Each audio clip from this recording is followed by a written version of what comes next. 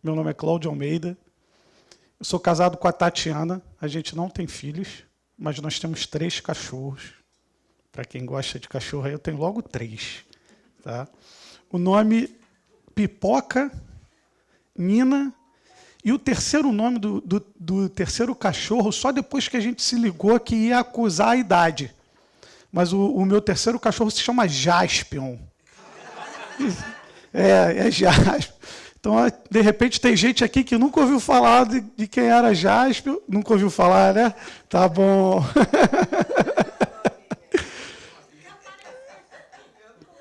Eu vou te falar que quando a Tatiana propôs para mim assim, vamos colocar já, eu também nunca tinha ouvido falar, tá? Então, a gente tem 3 cachorros. Eu fiz mestrado em administração de empresa, mas a minha formação básica é em psicologia. E o que eu tentei fazer na minha formação?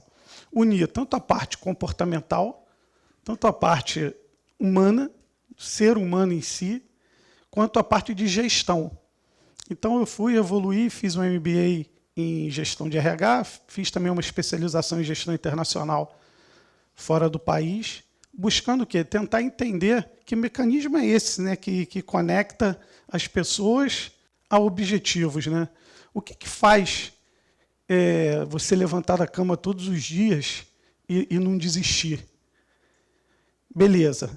Entendendo isso, agora como é que eu alcanço esse objetivo? Que é a gestão. Então, eu busquei unir a psicologia com a gestão para trazer uma visão realmente efetiva para dentro das organizações. Para que a gente pudesse não só falar, mas comprovar aquilo que a gente fala. Não só virar um papo motivacional, que também é importante, mas um papo que a gente possa ver aplicabilidade e ganho nas nossas vidas. Então, a minha formação, eu busquei fazer isso. Tá? Eu acabei de lançar um livro sobre liderança virtuosa e proatividade, que está aqui. Moleque, pô, valeu aí, cara. Ó, como é que é teu nome? Como é que é teu nome? Marcos. Tá. Obrigado, Marcos, mas eu vou sortear o livro, tá?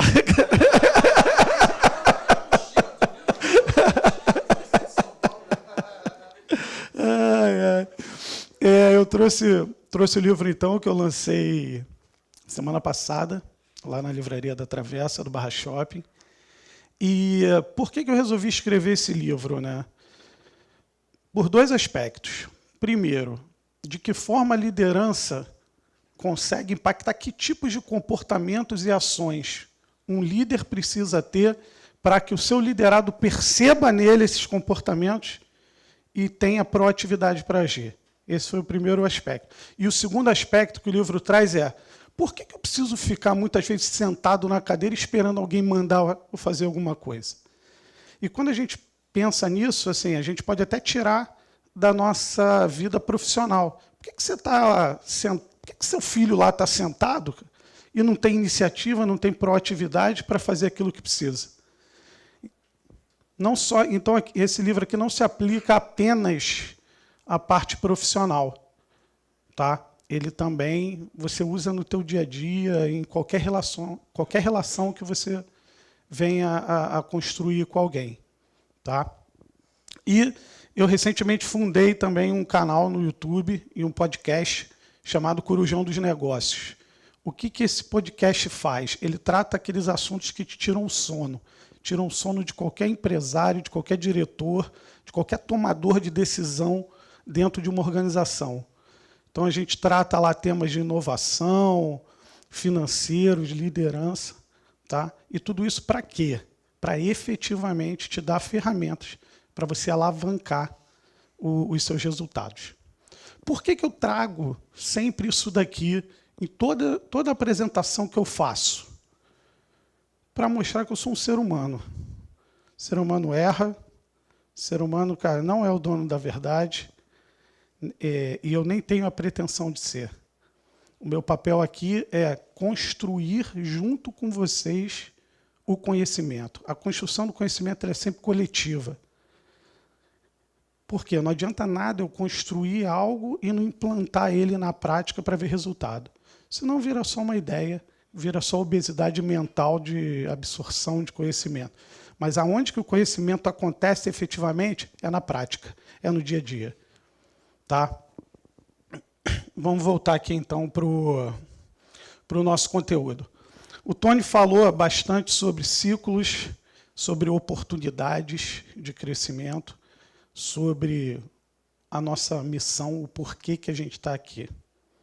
Ele deixou aqui um recado bem claro dessa construção, de que necessidade de adaptação é necessária e cada vez mais necessária, e você se adaptando, você consegue crescer, se desenvolver para realizar os teus sonhos, para ajudar a sociedade a evoluir. Tá? Isso foi o que eu pesquei da sua apresentação. Tá? E aí, imagina que eu sou um funcionário novo e chego para vocês e pergunto assim, qual é a cultura da Contacta, hein? Qual é a cultura? O que vocês acham? Quem pode me ajudar aí? A ideia aqui é a gente bater um papo, senão fica muito chato eu falando aqui sozinho o tempo inteiro. Imagina que eu chegue assim para um de vocês, sou um funcionário novo, e falo, e pergunto, qual é a cultura da Contacta? O que vocês iam me responder? Quem pode me ajudar? Vai lá, Marcos. Como um todo ou parte dela? Como um todo. Imagina que eu sou um funcionário e te perguntei. Aí você me veio com essa resposta. Tá? Como um todo ou parte dela? Aí eu pergunto para você assim, toda. O que você me responde? Excelência e atendimento ao cliente.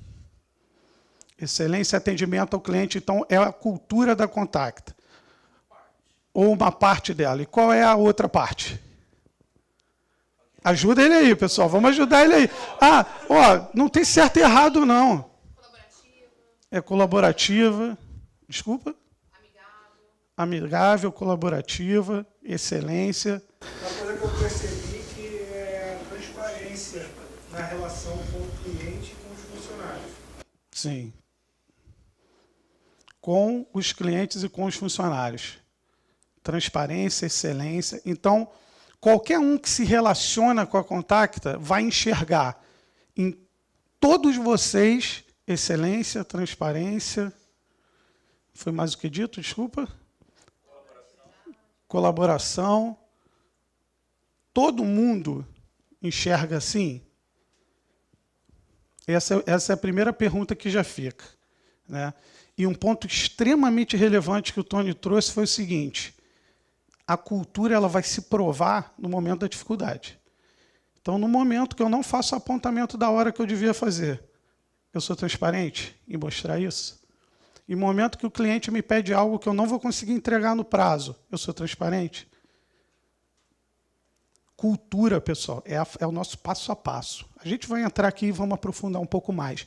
Eu estou trazendo esse primeiro tópico para vocês, justamente para já ir provocando e mostrando que é no dia a dia, é em todos os momentos. E aonde ela se prova é no momento da verdade. Né?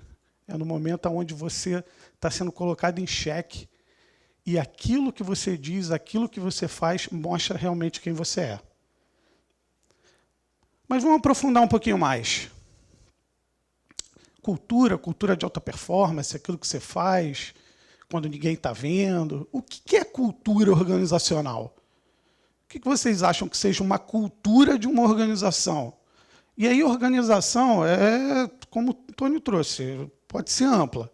Você pode olhar para uma organização, pode olhar para um grupo de pessoas. O que vocês acham? O que é cultura organizacional? Quem pode me ajudar aí? Desculpa, quem?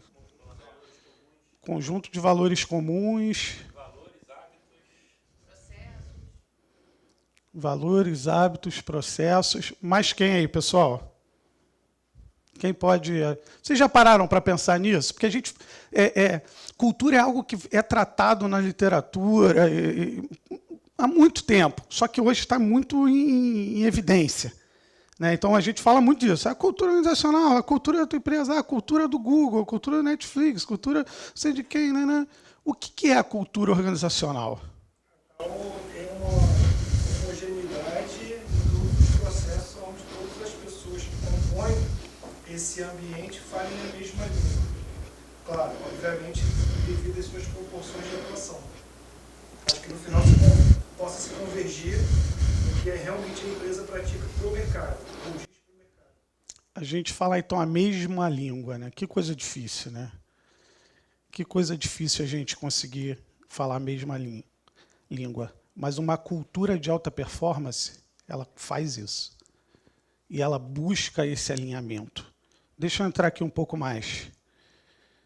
O que é cultura organizacional? A cultura de uma organização é o conjunto de padrões e comportamentos que são encorajados ou permitidos. Tá? Pelo quê? Pelos seus sistemas, mecanismos de controles e símbolos. Então, tudo aquilo que você faz comunica. Tem uma máxima, né, que minha mãe me ensinou e que a gente, né, todo mundo já deve ter ouvido, vão fazer com você aquilo que você permita que seja feito. Então, a cultura, ela tem como base aquilo que é permitido ser feito. Através do quê? Como é que a gente enxerga isso? Nos mecanismos, nos símbolos, nos sistemas, naquilo que a gente permite que aconteça. Então, quando a gente está falando de processo, pelo exemplo, de que forma que é tratado efetivamente esse processo? Quando a coisa está pegando, eu deixo o processo de lado ou não? Ou isso faz parte da minha cultura e eu entendo que o passo a passo desse processo vai impactar diretamente no resultado final e o resultado final impacta diretamente na minha missão, que é evoluir a sociedade, conectar pessoas e tecnologias. É muito mais profundo, é fora do discurso e diretamente na prática. E aí a gente, descendo um pouco mais no que é a cultura organizacional, a gente entende o quê? Que tudo isso foi constituído e vive em permanente evolução a partir dos valores e crenças dos líderes do passado e do presente. Então, quando a gente fala de cultura, vamos construir a cultura da Contacta. A Contacta já tem uma cultura. Toda empresa já tem uma cultura, já tem um sistema de crenças, de valores. O que a gente pode fazer é trazer intencionalidade, direcionar, fazer a gestão dessa cultura. Tá? Mas de que forma que ela surge e se mantém? Líderes do passado e do presente dão esse tom. Tá? E a cultura é formada pelo que os líderes demonstram valorizar, especialmente por aquilo que fazem e não somente pelo que dizem. Todo mundo aqui já deve ter passado por uma experiência de ter combinado alguma coisa com alguém e esse alguém não ter feito aquilo que foi combinado. O que acontece quando isso ocorre? Da mesma forma que eu fico frustrado quando o outro não faz comigo, o outro fica frustrado quando eu também não faço. E uma coisa que a gente precisa ter muita atenção.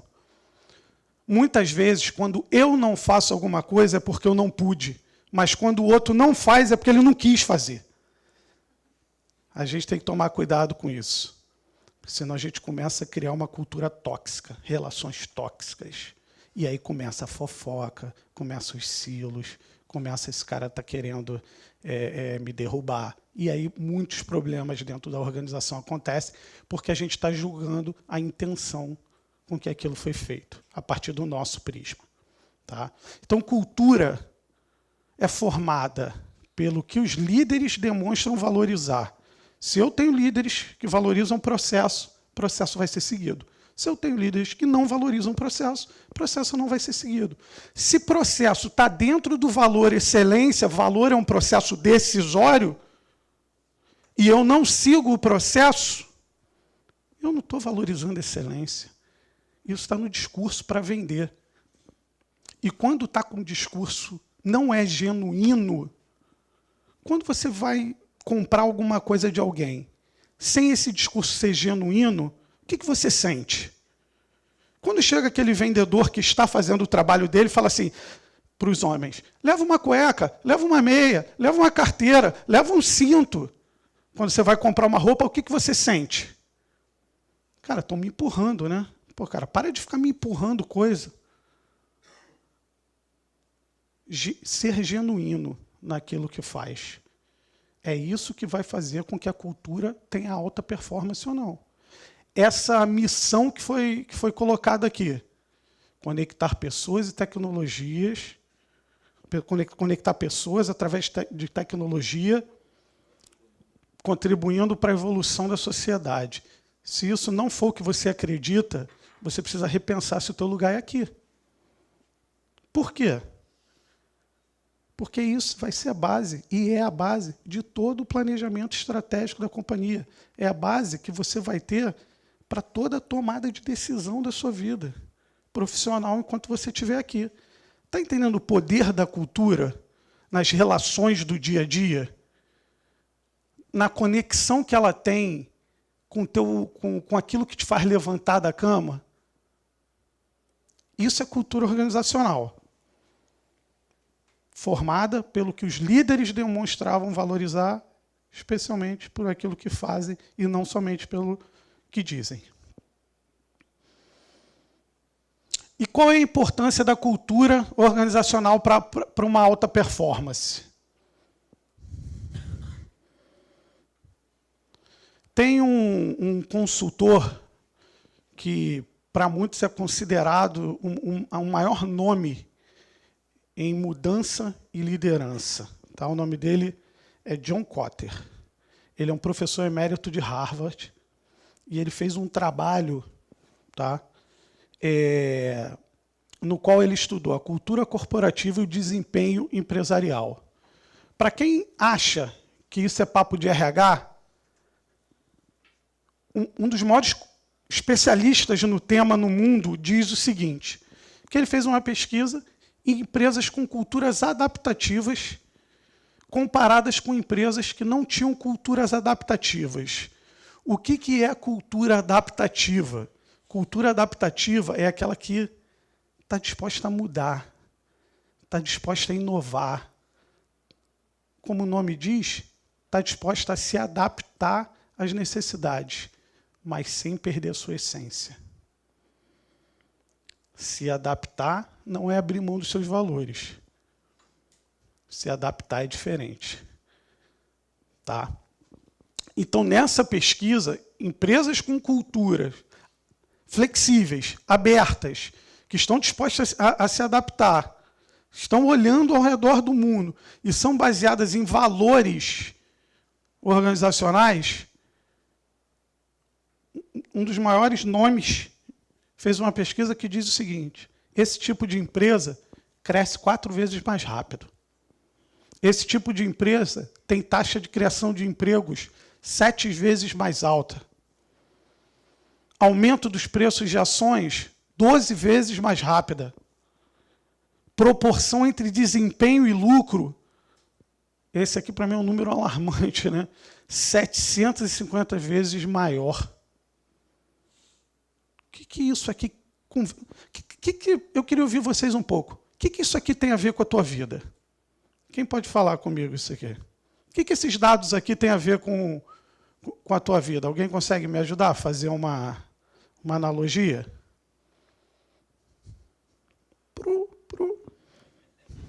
Deixa eu ver aqui para trás, então, ver se eu sensibilizo alguém. Nada?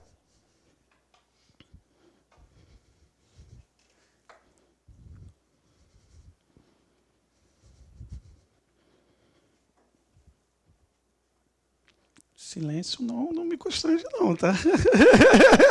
Tem gente que fica aqui, tem gente assim, tem que falar. Hein, pessoal? O que uma cultura adaptativa, o que esses dados aqui demonstram para vocês? Nada? Nada, nada? Eu posso dizer o seguinte, vou falar de mim, mais fácil. Eu tive que me adaptar ao longo da minha vida profissional para que exatamente eu conseguisse alcançar esses patamares aí. Por exemplo, já mudei de empresa 18 vezes. Todas as vezes eu tive que me adaptar a cada cultura, a cada missão. Isso eu tive um crescimento como pessoa, como profissional, inclusive financeiro. Então, para mim, assim, me adaptar à ideia da mudança, talvez seja o principal cerne da questão, é o que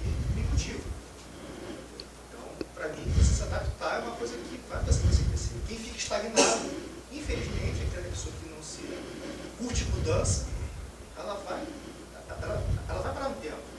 Sim. E isso aqui traz o seguinte. Oi? Não?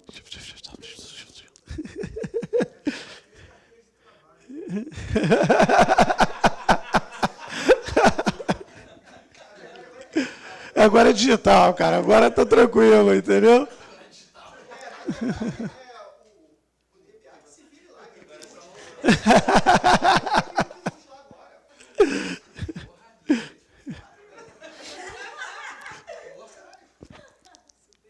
O que isso daqui conversa? Se eu trabalho numa empresa onde tem uma cultura forte, que está disposta a inovar, está disposta a mudar, está disposta a bancar os valores que ela vende para o mercado, eu estou trabalhando numa empresa que tem a possibilidade de crescer 4 vezes mais rápido. Se a empresa cresce e eu estou alinhado com os processos, com os valores, com a missão, faço uma entrega daquilo que eu prometo fazer, qual é a consequência disso? Eu vou crescer junto. Gestão de pessoas muitas vezes fica no subjetivo, né? Assim, nossa, mas por que eu vou fazer isso? Isso é tão bonito, não sei o quê. Cara, é causa e efeito, cara. É pesquisa que mostra. Só que exige comportamento, exige iniciativa, exige mudança. E muitas vezes em aspectos que a gente não quer mexer. E muitas vezes esses aspectos que a gente não quer mexer são os que estão impedindo você de crescer.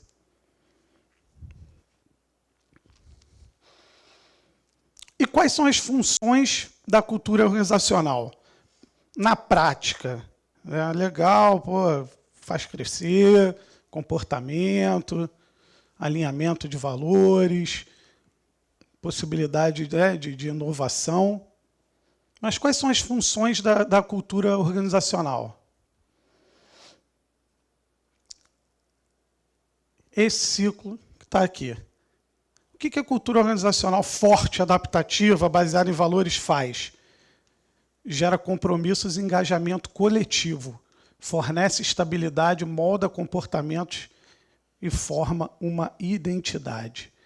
Por que isso daqui é importante? Cláudio, molda comportamentos, a gente vai ser um monte de robô, eu estou sendo manipulado.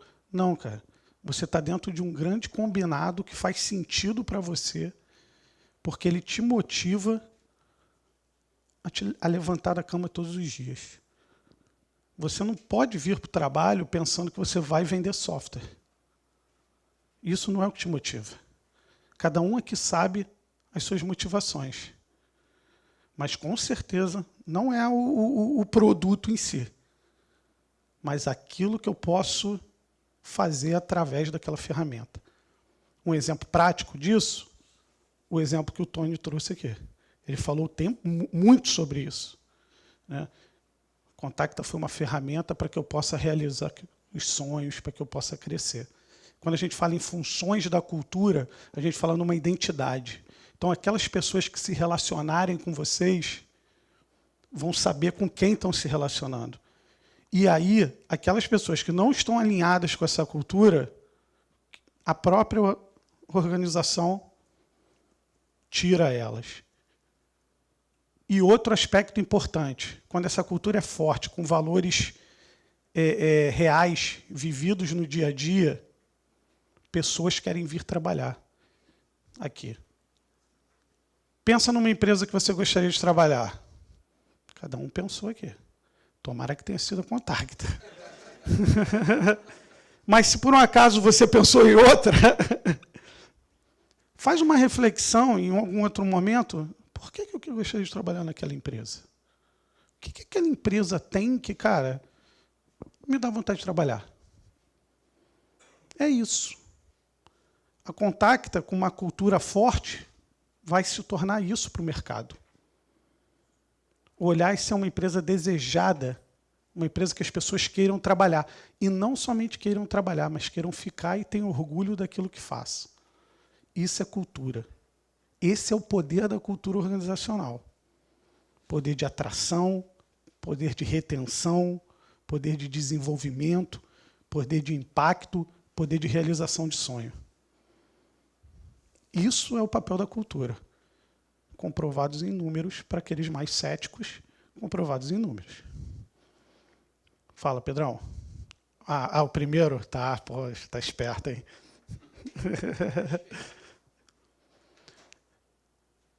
Formar uma identidade. Como eu estou sendo visto pelo mercado e, principalmente, quem eu sou. E quando a gente fala de formação de identidade, a gente não pode desassociar o que eu sou em casa e o que eu sou no trabalho. Não existe isso. Você é uma pessoa só. Então, quanto mais você garante aquilo que você propôs fazer, quanto mais você está alinhado com os seus valores, mais conhecido enquanto pessoa você é. E aí, vai impactar lá na tua casa, cara. Com o teu filho, com a tua esposa, com o teu marido, com o teu namorado. Trabalhar cultura é trabalhar comportamento.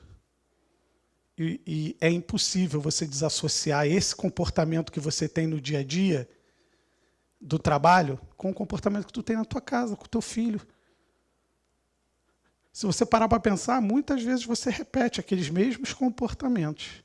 Só que quanto mais você se alinha, quanto mais você acredita, quanto mais você coloca efetivamente as tuas crenças naquilo que você está fazendo, mais a pessoa que olha para você te identifica. E você quer ser identificado como pelo teu filho? Você quer ser identificado como pelo teu marido, pela tua mulher? Pelas pessoas que importam, que muitas vezes é por elas que a gente levanta no dia a dia. A conexão é maior do que simplesmente eu vou ali no trabalho fazer um negócio rapidinho e voltar. É vida, é dia a dia. Pedrão, agora eu que me boicotei, hein? E aí você pode estar se perguntando assim, cara, beleza, cultura organizacional, legal. Porra, o que eu tenho a ver com isso, cara? Cultura não é o que os líderes aceitam? Líderes do presente ou do passado? Não é através de mecanismos, sistemas. Então, cara, isso não é problema meu, né? Isso é problema do Pedro, que é gerente, problema do Tony, que é gerente, do Sarpa, do Marcelo, do André. Eles que são gerentes, eles que são os líderes da empresa.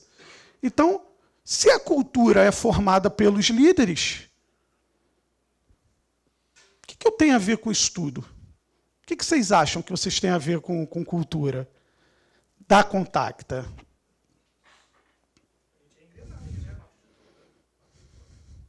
Parte do todo, é engrenagem. Mas quem dá o tom dessa cultura é o líder. Todo mundo aqui é líder? Tem cargo de liderança? Não? Nem todo mundo aqui é líder? Então, deixa eu contar uma coisa aqui para vocês. Que eu me boicotei, mas voltei rapidinho, tá, Pedro? Pessoal, liderança é ação, não é posição, cara. Não é posição, cara. Liderança formal, que a organização te dá como um cargo, não necessariamente é exercida por aquela pessoa que está naquele cargo. O melhor dos mundos é quando o líder se junta com o gerente, né, que seja uma pessoa só, e haja como líder. Mas existe um caminho tremendo de diferença entre líder e gestor. Isso já está amplamente batido, muitos de vocês já devem ter visto. Mas liderança ela é ação, e ação prática do dia a dia. E muitas vezes é situacional. Às vezes você está liderando, às vezes você é liderado. Pensa na tua casa. Às vezes você está liderando teu filho, liderando teu marido, às vezes você está liderando seu marido, seu filho, ou o contrário. Liderança, pessoal, é ação. No momento em que eu entendo liderança apenas como posição, eu tiro a responsabilidade de mim, da tomada de decisão, da forma como eu vou agir, da forma que eu vou me comportar, e atribuo isso ao outro. Ah, eu fiz isso porque ele quis. Eu fiz isso porque o outro mandou. Eu fiz isso... Não, cara. Você fez isso porque você escolheu fazer. E o processo de desenvolvimento de cultura, ele passa diretamente pela autorresponsabilidade. De você saber o que você faz, na hora que você faz, por que você faz e da maneira que você faz. Sem jogar. O papel do líder, ele é fundamental, importante? É. Mas não existe liderado sem líder e líder sem liderado. E por que essa... E com o passar do tempo, o papel do liderado vem ganhando tanto protagonismo dentro da sociedade de forma geral, que em muitos momentos se torna uma coisa só. Ah, mas tem mecanismos, né, que o líder formal vai lá e dá uma canetada. Vai. Pode acontecer? Pode. Ali você vai ver se ele está alinhado ou não com o propósito da empresa. E a forma como você reage a isso vai dizer se você está alinhado ou não com o teu propósito de vida. Porque excelência não é algo circunstancial. Eu não posso colocar em jogo o que eu acredito porque o outro fez alguma coisa. Porque o outro vai fazer. E quando eu coloco em jogo isso, o que eu faço? Eu abro mão dos meus valores. Se eu abro mão dos meus valores, eu estou impactando a cultura da companhia, porque eu estou negociando um grande acordo. E quando eu começo a negociar um grande acordo, o que eu começo a criar dentro de uma companhia? Uma cultura tóxica. E o que a cultura tóxica faz? Deixa as pessoas doentes, fazem elas ir embora e as empresas quebrarem. Todos aqui já devem ter visto pesquisas que dizem, né, os 3 principais motivos das pessoas irem embora das companhias. Fica flutuando ali o 1 e o 2. Tá? Mas, o ambiente. E o que é o ambiente? 2, liderança. 3, salário. Salário é necessidade básica. Suprir o salário, entram esses outros aspectos em jogo. E quando a gente fala em liderança ser ação e não posição, porque o teu papel dentro da construção da cultura é fundamental, porque você é um defensor da cultura, daqueles valores, daquela missão que está proposta dentro da empresa.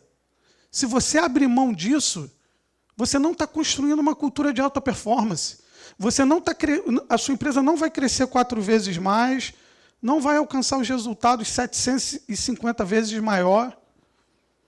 Ah, Cláudio, pô, isso é muita responsabilidade para mim. É. Você é responsável pela tua vida, cara, pelos teus resultados, pelo aquilo que você acredita. E aí você faz aquilo que você acredita. Primeiro ponto, para você ser um guardião da cultura, ser um multiplicador, alguém que age genuinamente na construção de uma cultura de alta performance, primeiro aspecto, cara, liderar a si mesmo. Liderança, ela virou um mantra na sociedade. Muito pela indústria da liderança, que é o quê? As escolas de liderança massivamente colocando que, cara, não, se você quer mudar o mundo, se você quer ganhar mais, se você quer ter destaque, se você quer ter... Você tem que ser líder de alguma coisa. Porque quem é liderado não pode fazer isso. Eu, na minha humilde opinião, e sou um estudioso da liderança, sou muito contra isso. Eu sou muito contra que tudo o que acontece é papel e responsabilidade do líder formal. Não. É a sua autoliderança, é a tua responsabilidade em frente ao processo. Porque o líder formal não vai construir sozinho isso. Quando você começa a trabalhar o teu autoconhecimento, quando você começa a entender realmente quem você é, até onde você vai, até onde você quer entregar, até onde faz sentido para você, quando você consegue se autoliderar, aí você pode pensar em começar a liderar os outros, cara. Se você não consegue se autoliderar, cara, vai liderar os outros. Então, antes de querer mudar a sociedade, cara, muda aqui você. A gente vai falar mais sobre isso pela frente. Depois que eu consigo amadurecer, liderar os outros, aí sim eu lidero uma organização. Lembra lá? Evolução da sociedade, missão, aquilo que faz sentido para a gente. Aí eu lidero uma organização. Depois que eu lidero uma organização, aí sim eu lidero em sociedade. Esse é um passo a passo. Começando na autorresponsabilização, na capacidade de você ter, de entender realmente quem você é, até liderar a sociedade. Aí a gente está falando de alta performance. Alta performance, né? Depende para quem? Depende do quê? Para Contacta, o que é alta performance? O que é alta performance para Contacta?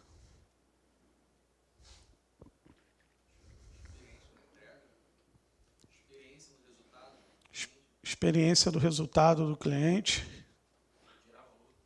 Gerar valor. Pessoas felizes. Isso é alta performance para Contacta? Talvez isso tudo que vocês estejam falando está resumido numa frase. Conectar. Pessoas e tecnologia. Através da tecnologia, contribuindo para a evolução da sociedade. Isso é alta performance para Contacta. Eu olho para mim, conectando pessoas, eu sou uma pessoa, então estou conectando também. Tecnologias, para que eu estou fazendo isso?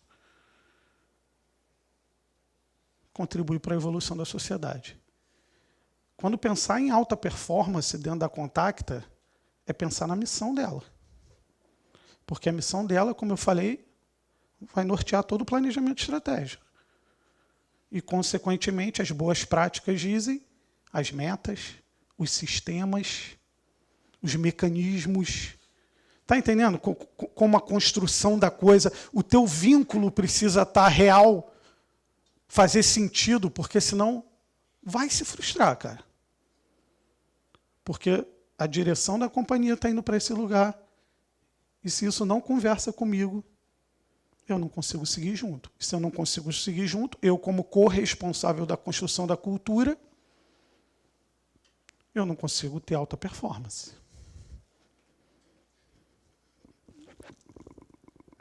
Qual o papel do líder e do liderado na construção da cultura? Porque existem os papéis.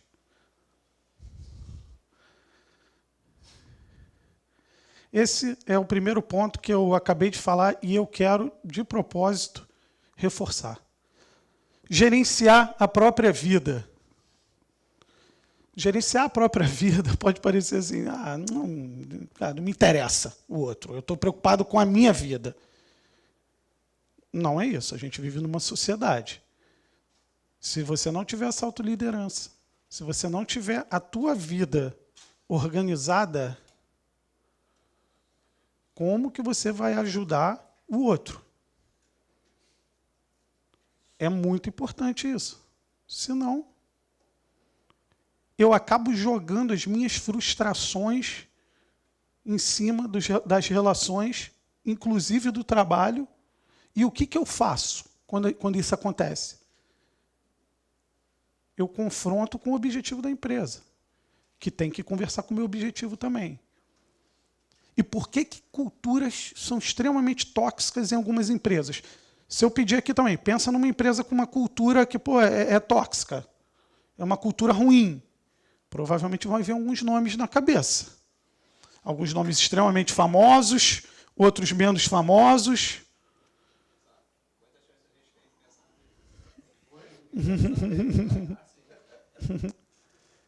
E como é que uma cultura tóxica, né, é formada? Primeiro ponto é isso aqui, cara. Se tu não tiver isso aqui, se você não entender quem você é, você precisa entender que o teu papel ali dentro, como liderado ou como líder, vai ser fortalecer a cultura ou detonar essa cultura. Não tem outro aspecto, cara. As tuas atitudes no dia a dia, estando tudo bem ou estando tudo ruim, vão colaborar ou para você melhorar a empresa, ou para você fortalecer uma cultura, ou para você jogar ela abaixo. E como é que tu joga essa cultura abaixo? É a fofoca, é aquele desabafo maldoso, é aquelas coisas que vão minando, que parecem que não fazem sentido. São os silos, é quando eu me fecho e falo assim, cara, ninguém entra aqui, porque isso daqui é meu. Não, não tem nada meu, cara. É tudo nosso, porque a gente tem o mesmo objetivo, que é evoluir a sociedade. Então, eu estou trazendo aqui para vocês aspectos práticos do dia a dia que todos vocês já passaram em alguma empresa. Para poder entender um pouco, cara, por que era tão ruim trabalhar naquele lugar? Não foi do dia para a noite, não foi de uma atitude de um chefe. É uma construção, é uma repetição de comportamentos desalinhados com a cultura, desalinhados com o propósito e os valores da empresa, que fazem uma cultura ficar tóxica.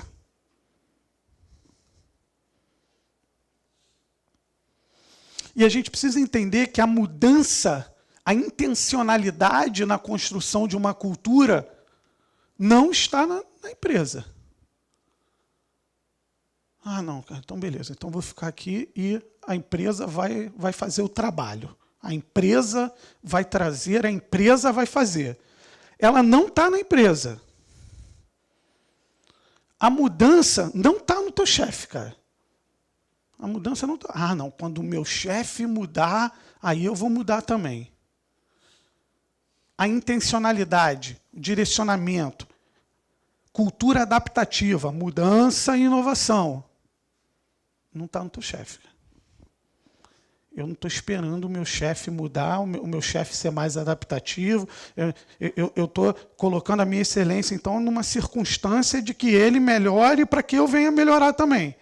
Quando eu faço isso, eu tiro a minha responsabilidade. Se eu tiro a minha responsabilidade, eu estou tornando a cultura da minha empresa tóxica. Se eu faço a cultura da minha empresa tóxica, a empresa não cresce 4 vezes. Se ela não cresce 4 vezes, eu também não cresço. Aí depois eu reclamo. Nossa, não tem oportunidade para eu crescer aqui.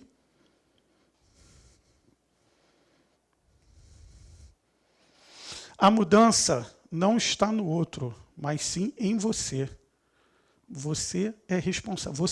Você aqui, assim, você, pessoa física, é responsável por essa mudança. Você, pessoa física, é responsável por que tipo de cultura você quer ter dentro do ambiente de trabalho que você tem. Você, não a circunstância, não a empresa, não o meu chefe, mas eu, enquanto Pedro, sou responsável, enquanto Tony, enquanto Marcos, é responsável por fazer isso, por ter uma cultura de alta performance.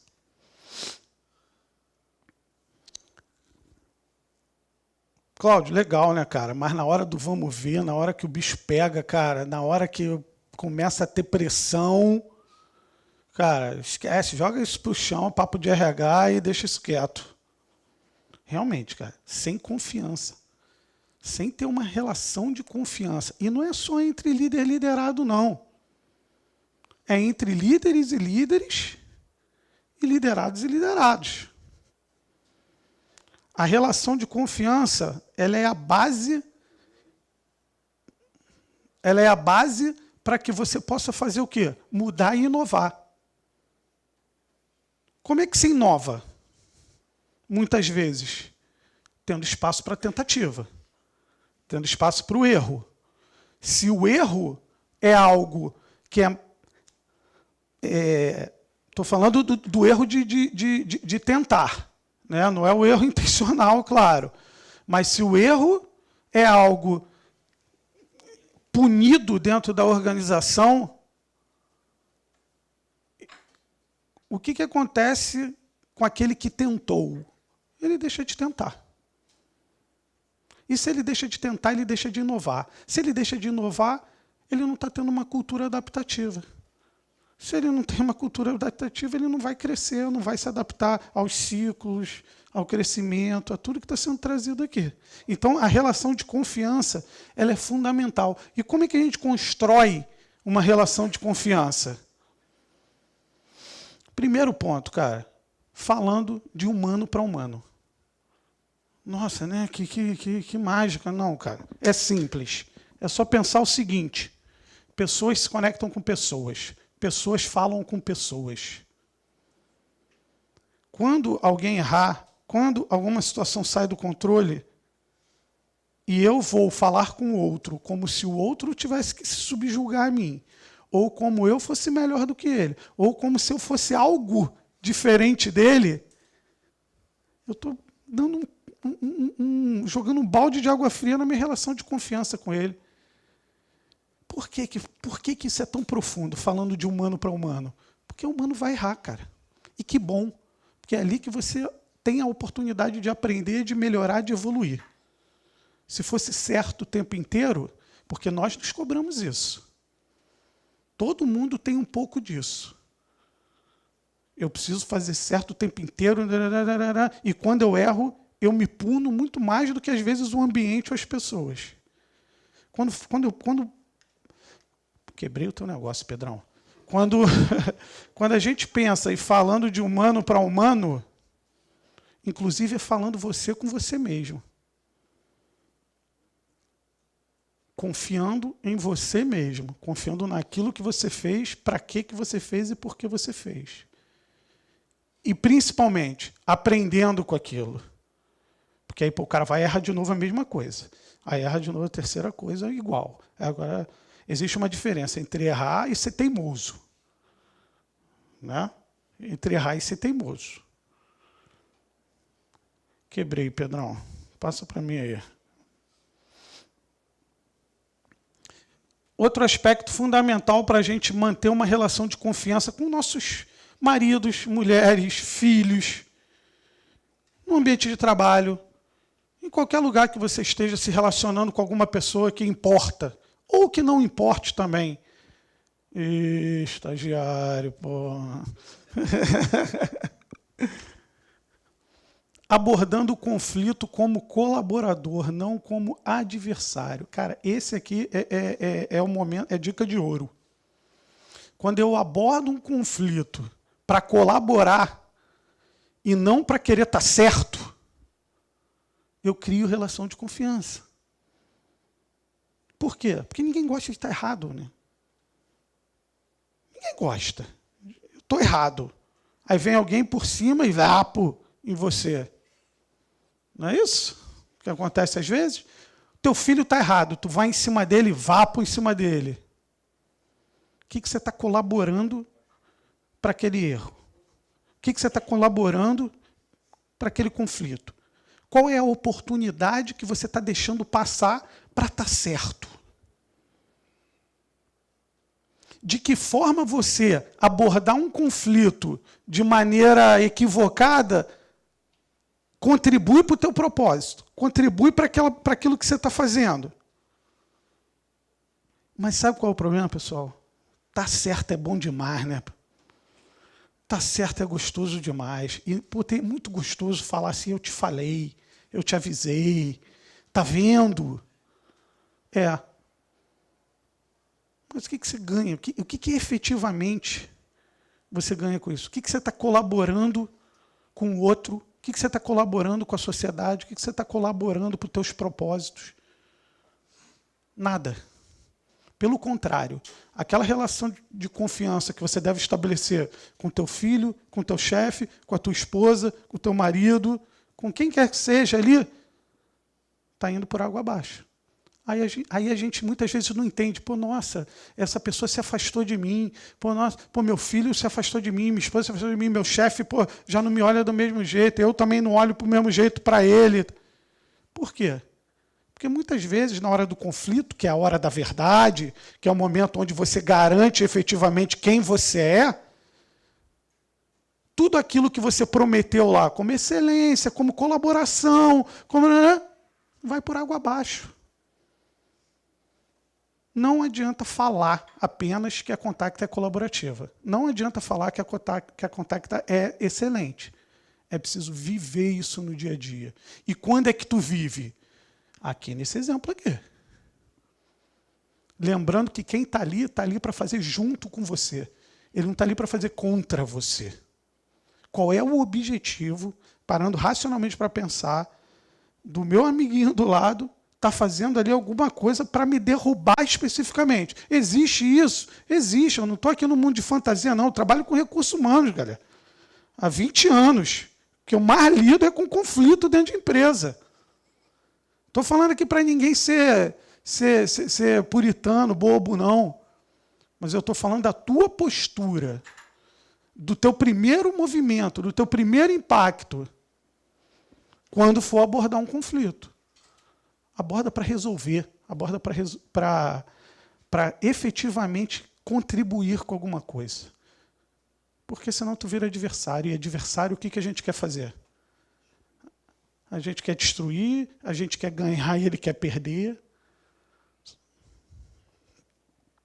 Relações de confiança sendo colocadas à prova. Substituindo a culpa pela curiosidade. Pedro, vamos dar um exemplo do Pedro. Pedro tem sido meu estagiário aí durante 2 dias. Pedro adora me derrubar. Sabe como que o Pedro me derruba? Quando eu estou falando alguma coisa, mas e aí? Aí o Pedro já passou o slide. O Pedro já passou o slide. Aí eu, porra, Pedro, mas tu tirou a surpresa, cara. Minha postura. Porra, Pedro. De novo, bicho. Cara, tá fazendo besteira. Ou pode ser, Pedro, cara, o que está acontecendo aí? Está com alguma situação? De que forma eu posso te ajudar? De que forma contribuir? De que forma a gente pode construir a apresentação junta para impactar uma empresa inteira? E não só uma empresa inteira, mas os familiares, os filhos, as relações com o pai, a relação com a sociedade, a relação com o marido. Por quê? O que vai fazer você chegar no Pedro, com essa carinha dele aí, sem barba, Pedro sem barba, e jogar a culpa de que ele quer derrubar a minha apresentação, ou chegar para ele e entender o que está acontecendo? O que faz eu escolher uma decisão A ou uma decisão B? É entender o porquê que eu estou aqui fazendo isso. Qual é o meu objetivo com isso e qual é o objetivo do Pedro? Porque quando o meu objetivo é passar provocações, trazer reflexões, o do Pedro também é, cara, ele não está fazendo isso para me derrubar, não está fazendo isso de sacanagem. Ele está fazendo isso, às vezes, porque ele errou, porque ele está com dificuldade, porque precisa de treinamento, porque o mouse é extremamente complexo, porque ele, cara, está ansioso, entendeu? E aí, quando você tem essa curiosidade, efetivamente, por entender o outro, sabe o que acontece? Eu me conecto com o outro. E se eu me conecto com o outro, a probabilidade da gente fazer uma entrega muito maior é melhor. E aí eu chego para o Pedro e, Pedro, calma, cara, não precisa ficar ansioso, vamos não sei o quê. E aí eu ainda estou ajudando o Pedro a ser menos ansioso. A gente pode achar isso aqui papo muito distante, cara. Mas leva isso daqui que eu estou falando, por exemplo, para a relação com o teu marido, com o teu filho, com a tua mãe, com o teu pai. Uma conversa que você tem, um impacto que você tem com a tua atitude vai fazer toda a diferença na relação de confiança. E aí é quem você é, cara. Aí não interessa se tu está em casa, se você está no trabalho, se você está em qualquer lugar. Porque é você. Porque é o teu caráter. É quem você realmente é. É aquilo que você promete enquanto ser humano para o outro, você cumpre no momento da verdade. E é no momento da verdade que as relações de confiança são construídas ou destruídas.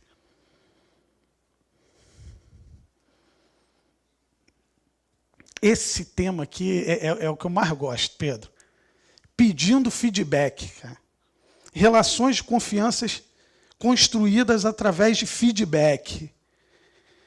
Não há uma organização que eu tenha entrado a primeira vez que, quando eu toque no tema feedback, dá pânico, praticamente, nas pessoas. Não, feedback é avaliação de desempenho. Avaliação de desempenho é o momento que o meu gestor, cara, vai falar tudo aquilo que ele não me falou o ano inteiro. 2 opções para você. Entender feedback como a mais barata e eficiente ferramenta de desenvolvimento humano, ou Sabia que havia isso. E o pior ainda, às vezes a gente escuta isso, né? Sabia que havia isso. Porra, então tu já sabia, cara? Que bom, né? Ou você olha o feedback como oportunidade, ou olha como crítica. Só que feedback envolve coragem. E, principalmente, propósito. Tem que saber exatamente o que você quer com aquilo. Ah, cara, vem aquele feedback sem fatos e dados, sem coisas concretas. Não importa o que foi dito a você. Importa o que você vai fazer com aquilo que foi dito a você. Ah, nossa, foi extremamente injusto. Pare e reflete. E tenta ver o que de rico aquilo pode ter. E quando eu peço feedback para alguém, eu estou abrindo uma janela de oportunidades. Eu não estou me humilhando, eu não estou me diminuindo, eu não estou achando que eu sou menos. Eu estou abrindo uma janela de oportunidade de tentar reconhecer, através do olhar do outro, aonde eu posso melhorar. Porque se eu estivesse reconhecendo em mim, eu teria melhorado. Ou eu quero ficar com problema, quero não evoluir ao longo da vida. Eu tomei um feedback uma vez, que na hora eu fiquei maluco, né? Fiquei assim, nossa. Mas depois, cara, fez um sentido. Eu era... 2, Pedro. Tá bom, já estamos caminhando para o final, tá? Eu tomei um feedback uma vez que foi assim. Eu era... Foi um feedback, Tá cansativo, né? Tá cansativo. eu já estou acabando. Fui eu que pedi, entendeu? Pior que fui eu que pedi mesmo. Eu tomei um feedback uma vez que foi o seguinte: eu era estagiário, né? Eu comecei a trabalhar muito cedo. Trabalhei, cara, em banca de jornal, trabalhei vendendo palmito, trabalhei fazendo N coisas. Aí fui estudando, fui me desenvolvendo, não sei o que, e fui parar numa empresa. Então, o início da caminhada foi bem mais difícil, porque quanto mais tempo passa, mais forte você vai ficando. Não é que as coisas vão ficando mais fáceis, você vai ficando mais parrudo. E aí, logo no início da minha carreira, eu, imaturo e tal, fui falar uma coisa com uma pessoa, uma gerente minha, e fui, não, mas eu acho que eu preciso disso, eu preciso daquilo outro. Ela virou para mim e falou assim: Cláudio, tu é estagiário, nem formado tu é. A gente está numa multinacional, tu nem fala inglês. Está reclamando de quê, cara? Na hora, vocês imaginam, para um estagiário, você está reclamando de quê? Você tinha que dar graças a Deus que você está trabalhando aqui. Aí eu olhei assim, tá bom.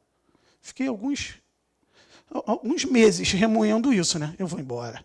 Essa mulher, não sei o quê, como é que essa mulher fala assim comigo? Ai, não sei o quê, não sei o quê. Até que em algum momento eu cheguei assim na conclusão: eu sou formado? Não. Eu preciso me formar, então, para eu crescer aqui. Pô, eu falo inglês? Não. Pô, eu sou estagiário de uma multinacional, como é que eu vou... Então, é o que você faz com aquilo que foi dito. Foi dito de uma forma horrível, foi dito de uma forma, cara, totalmente inapropriada, num momento não legal. Beleza. Depois de muito tempo, eu reencontrei com ela, e eu mantenho relacionamento com as pessoas e tal. Eu toquei nesse assunto com ela e falei assim: cara, obrigado. Ah, obrigado pelo quê? Lembra no dia que você falou isso para mim? Aí ela: não lembro. Eu falei: mas eu lembro. Obrigado, porque isso que você falou para mim, na hora, me machucou. Eu achei extremamente insensível. Mas, cara, com certeza isso que você me disse foi uma coisa que me impulsionou. O que eu quero dizer para vocês? Pedir feedback é abrir uma janela de oportunidade de crescimento.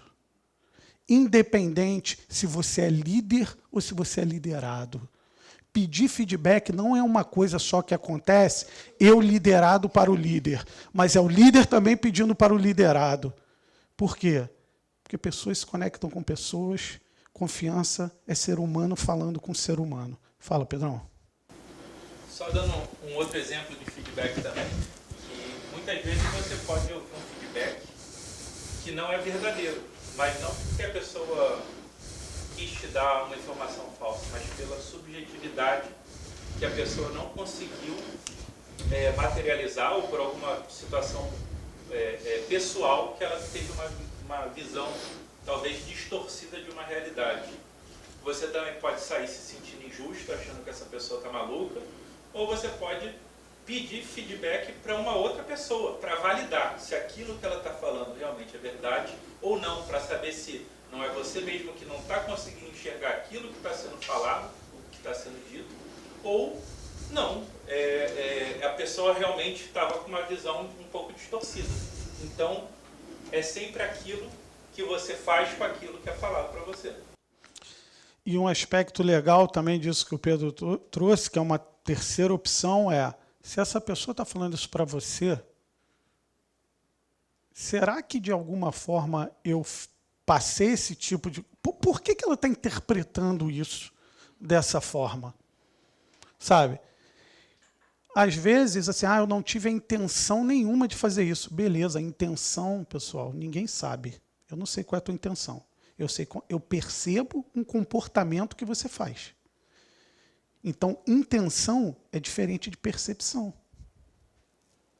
Então, muitas vezes a gente está intencionado a fazer alguma coisa, mas nosso comportamento não reflete aquela nossa intenção e é percebido de uma outra forma. E aí moram as discussões, moram os conflitos. Porque quem nunca discutiu assim, pô, mas eu não quis te falar isso, cara. Não, mas não tem nada, mas não é isso. Por quê? Porque você estava com uma intenção e o teu comportamento foi percebido de uma outra forma. Então, adianta eu discutir intenção? Não adianta. Eu discuto percepção, eu discuto comportamento prático, eu discuto aquilo que foi visto. Para quê? Tanto para esclarecer, quanto para dar oportunidade de melhoria e desenvolvimento para o outro. Feedback, ela é, se não for a mais, mas uma das mais importantes ferramentas de construção de relação de confiança. Feedback é um presente, muitas vezes duro, amargo, só que, cara, depende de como você vai beber isso. E você quer ver, aí eu vou jogar aqui um desafio para os líderes, tá? Você quer ver quando está uma cultura extremamente forte? É quando os teus liderados começam a te dar feedback sem medo de serem jogados de escanteio, de serem punidos, de serem julgados. Ali sim você entende que você está tendo uma cultura organizacional forte, porque o teu liderado está preocupado com o teu desenvolvimento e está tendo coragem de colocar o teu desenvolvimento acima dos riscos pessoais que ele está tomando. Aí você tem uma cultura forte. E quando eu falo liderado, eu falo de ação. E esse liderado é quem? É teu filho, é teu marido, em alguns momentos, é o teu funcionário aqui do dia a dia, é o teu cliente que você está liderando. Aí sim existe relação de confiança. Feedback se coloca em risco. Você não sabe como o outro vai reagir, só que aquilo que você faz é mais forte do que o risco que você está correndo. Aí você tem uma cultura adaptativa forte, de verdade, porque ela está sendo construída por todos, não construída apenas pela visão do líder. Aí você tem alta performance. Diga, meu amigo. Só um comentário, tá? Eu sou formado em psicologia.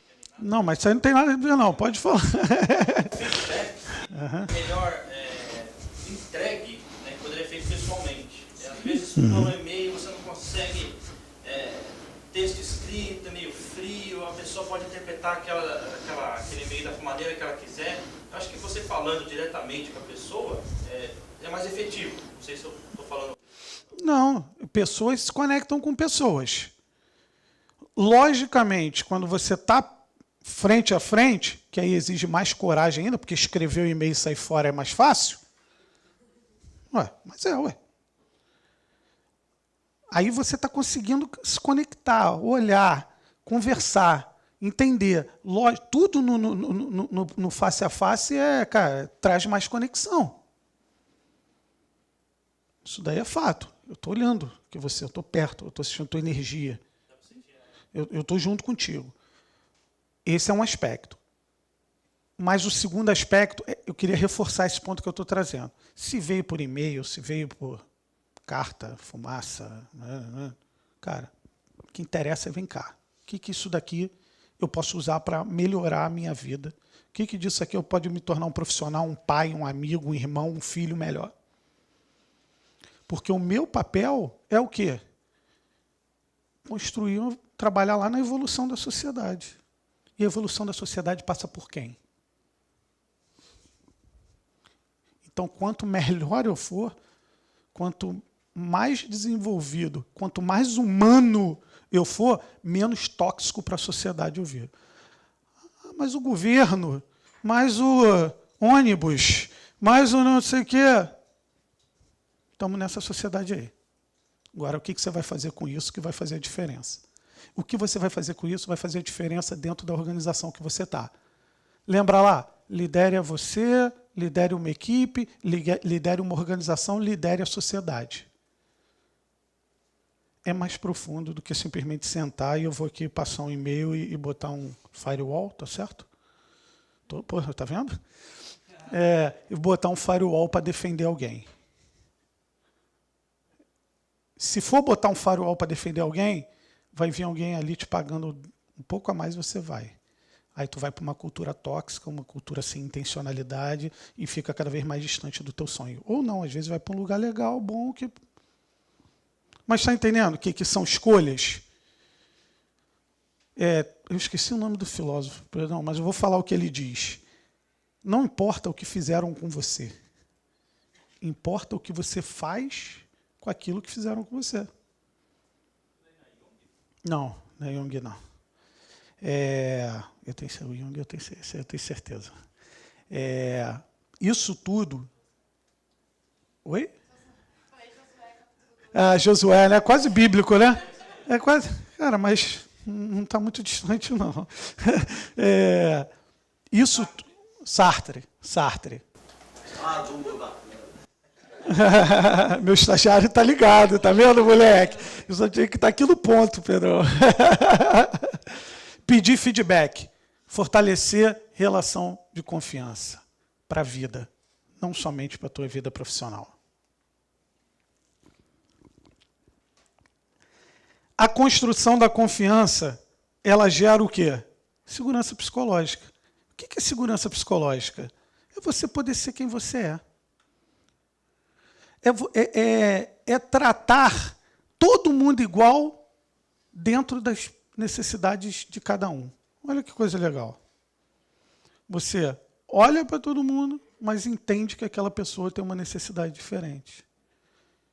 E ela é diferente. Isso aqui não te dá liberdade de fazer o que quiser, mas te dá liberdade de ser diferente. Te dá liberdade de agir diferente dentro dos valores acordados para suportar aquela missão da empresa que conecta com a tua missão. Trabalhar segurança psicológica é trabalhar inovação. Trabalhar segurança psicológica é trabalhar diversidade. Trabalhar segurança psicológica é trabalhar saúde mental. É você criar um ambiente onde as pessoas possam efetivamente falar o que elas acham. Lógico, né? Respeitando os valores da companhia. E respeitando os seus valores pessoais. Mas é você dar a oportunidade de crescer, dar a oportunidade de inovar, dar a oportunidade de mudar. Se as pessoas não puderem falar, se as pessoas não puderem se comunicar, e se isso não for levado em conta, você não está criando uma cultura organizacional de alta performance. E o que é uma cultura organizacional de alta performance? É aquela cultura adaptativa, que valoriza o quê? A mudança e a inovação. Se eu tenho um monte de gente na minha equipe igual, qual é o tipo de inovação que você vai trazer? Se está todo mundo enxergando da mesma forma. Então, quando você está dentro de uma organização, a segurança psicológica ela serve como sustentação do negócio. Caramba, pesado isso. É. Sabe por quê? Manda todo mundo embora, né? O que vai sobrar da Contacta? Nada. A Contacta é o quê? Se as pessoas não têm segurança para falar, segurança psicológica, para se colocar, como que eu construo uma cultura de alta performance? E isso aqui, pô, isso aqui é papel do líder, né? Acho que a gente já superou esse passo. Isso é papel de cada um. Porque você não lida só com líder formal. Você lida com o teu par. Você lida, às vezes, alguém com uma posição hierárquica mais baixa. Você lida com um novo que acabou de entrar na empresa. Você lida com a pessoa que tem 20 anos de casa. Segurança psicológica, sustentação de qualquer cultura organizacional. Adaptativa, não tóxica, de alta performance. Que conclusão, então, disso tudo nós podemos chegar? A cultura de uma organização é reflexo de cada uma das pessoas que a formam. Se você trabalhar num lugar onde você... Nossa, essa cultura aqui é horrorosa. Parabéns, você faz parte dela. Parabéns. Você é tão co-criador dessa cultura como... Ah, mas eu acabei de chegar. Beleza. Parabéns, você faz parte dela. E você tem escolha. Trabalhar como um agente de mudança, se adaptar àquela cultura tóxica, ou sair fora. Mas o que você não pode é se isentar. Isso é impossível. Eu não posso me isentar de que não, isso aqui não tem nada a ver comigo. E aí eu queria deixar a seguinte provocação e reflexão para vocês. Que tipo de cultura a Contacta quer ser reconhecida no mercado? Quando falarem da Contacta aí fora, quando o teu filho, se for novo, ou quando crescer, falarem assim, Contacta, o que você gostaria que ele ouvisse? Obrigado, pessoal.